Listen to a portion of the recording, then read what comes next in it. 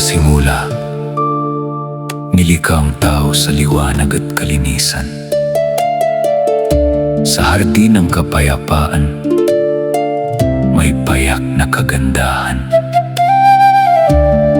Ngunit sa tukso na may dalang kasalanan, pumasok ang dilim, luha, at kamatayan. Ang punot dulo ng pagkakasala ng tao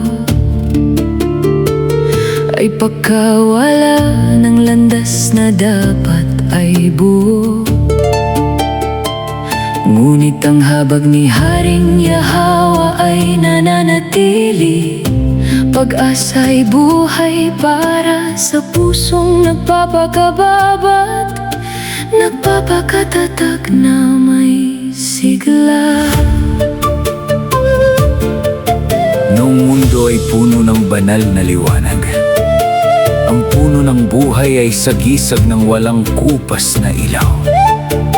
Sa kapayapaan ang lahat ay payapa at buo, isang pangakong banal na hindi maglalaho.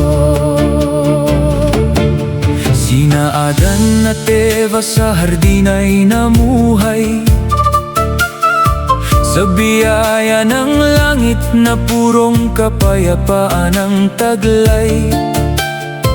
Ngunit sa tinig ng panlilinlang na may kasinungalingan, pumasok ang luha sa mundong dapat sana'y kagandahan. ang hardin ay umiiyak sa bigat ng naganap. Ang langit ay nagluluksa Sa kasalanang umusad, ang tao ay naligaw sa landas na malinaw dapat. Ngunit ang pag-ibig ni Haring Yahawa ay hindi nawawala.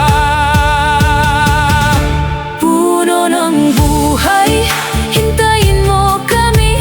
Lalampas sa luha at matinding hapdi.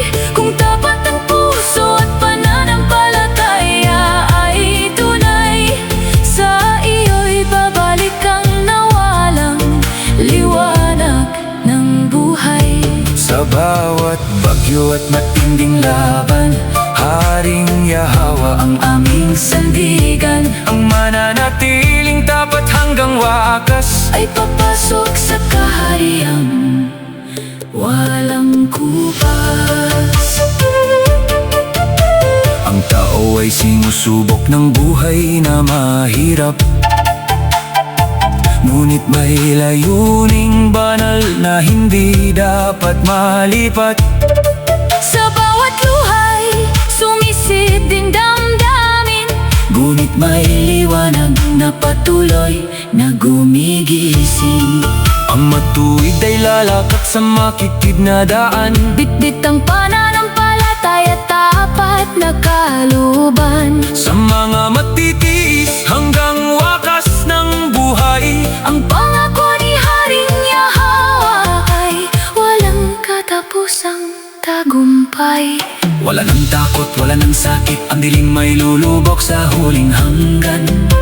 Darating ang araw, langgan at natagumpay. At muling makikita ang puno ng buhay. Maging matatag, huwag mangamba.